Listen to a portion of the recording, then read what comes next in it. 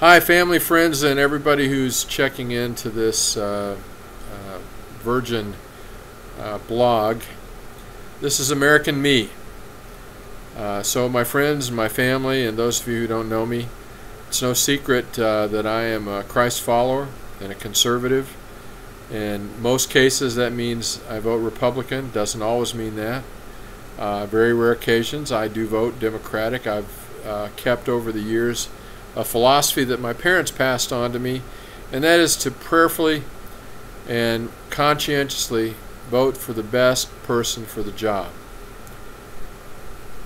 As the Democratic Party has over the decades aligned itself more with liberalism and socialism, I'm appalled that our Constitution, our Bill of Rights, are being trampled underfoot, our military is being disrespected and misled, and the agenda of the Democratic Party currently runs contrary to the will of most Americans.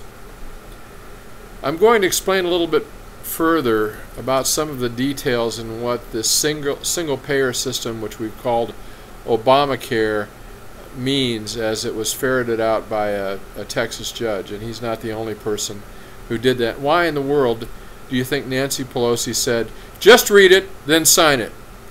And what in God's name possessed our legislators to cave in to such a ridiculous and inane demand? I'm going to ask that you please pass this on and put an end to the tyranny in our government this November. It is the most important election of my lifetime. If you, and in fact it's the most important election of your lifetime, whether you realize it or not. If you fail to vote your conscience this November, we and our children may find ourselves in a second American Revolution, which will not be pretty. Do your own homework.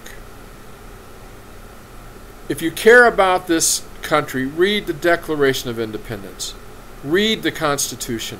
Read the Bill of Rights. Consider what the current leadership has done in printing trillions of dollars, totally screwing up our global international relationships, has placed drones over United States airspace, and is engaged in an ongoing attack on the privacy of American citizens, using a Big Brother type system to spy on our own countrymen.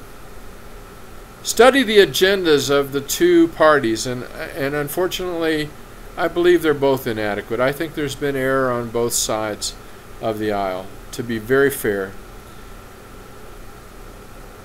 I will be voting for Mr. Romney this November, unless by some unforeseen miracle Ron Paul wins the nomination for the party, in which case I'll be voting for him. Either way, I'm going to vote Republican. I'm not telling you how to vote, I'm telling you how I'm voting. And in my opinion, in either case, whether it were Romney or Paul, the Republican Party is far closer to my understanding of where we should be than my clear study of Mr. Obama's presidency to date. Each president, when they take office, as does each congressional and senatorial electee, each military person, each public servant, each police officer, they take an oath. And this is the oath of the office of the President of the United States, which requires that he's affirming his support of our republic. And the wording is specified in Article 2, Section 1, Clause 8 of the Constitution of the United States, and it says this: I do solemnly swear that I will faithfully execute the office of the President of the United States and will, to the best of my ability, preserve, protect, and defend the Constitution of the United States. My question to you is, do you believe that President Obama has really fulfilled the oath of office that he took? Twice, by the way. Once with a Bible and once with we don't know what. Supposedly it was I'm not going to get into the conspiracy theories. Let's just stick with the facts. Before you vote, Do your homework and pray. Who is the most likely person to uphold this oath with integrity, Mr. Obama or Mr. Romney? Before you vote, do your homework and pray about each elected official for whom you will cast a vote. Seek guidance. Ask whom the Lord or your good conscience is telling you will most likely uphold the sacred oath with integrity. Then get out and vote. Tell your friends and neighbors, get out and vote. Tell your children and grandchildren, get out and vote.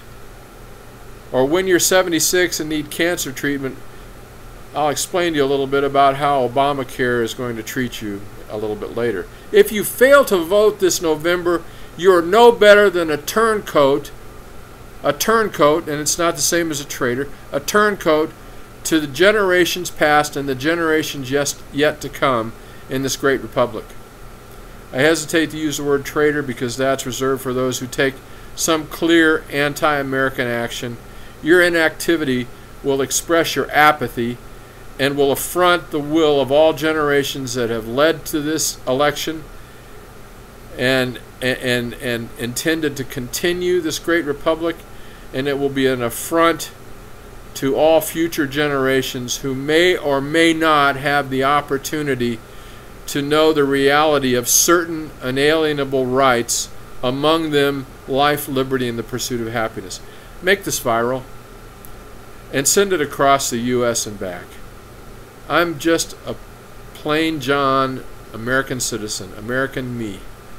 If you're legally empowered and physically able to vote this November, do it. Or stop calling yourself an American. And don't come crying to me or somebody else that's a conservative when we find ourselves in the middle of the 21st century equivalent of Nazi Germany, which was the National Socialist Workers' Party, or the Union of Soviet Socialist Republics. And by the way, did you notice the abject failure and total demise of both of those governments? I am praying for this great nation and for you. Let me share this with you. This is our last chance to escape this hideous socialist government takeover of our US of A. Your children and grandchildren, my children and grandchildren and great-grandchildren, if this is allowed to continue, will never experience the freedom that we've known. Please get them registered to vote and then vote. And the rest of this you're not going to like. At age 76, when you need it most, will you be eligible, will you be able to get cancer treatment? See page 272 of House Bill 3200. What Nancy Pelosi didn't want us to know until after the health care bill was passed, which is why she said pass it and then read it. The care bill, HB 3200, Judge Kithel is the second official who has outlined these parts of the care bill. And Judge Kithel is from Marble Falls, Texas.